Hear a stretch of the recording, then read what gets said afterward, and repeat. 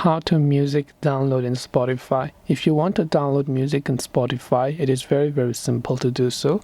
Basically, all you have to do is go ahead and then first of all make sure to launch your Spotify app, and here you can see that I'm currently logged into my account. Now I'm logged into my account, and if I want to download some kind of songs or playlist, I would go to my Your Library or select a playlist that I want to download. So I want to download all the songs in the playlist, and right there you can see a down arrow icon. That is basically the download icon underneath that playlist, right? So it will download all of the songs in the playlist. However, the only catch here is that this option is only available if you are a premium user. So if you're a free user, you will find the icon, but you will not be able to download it.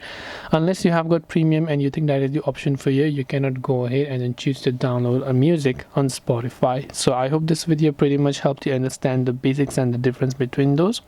If you have got any further questions, feel free to also leave them down in the comment section below. As always, thank you very much for watching till the end of this tutorial, and see you soon in the next video.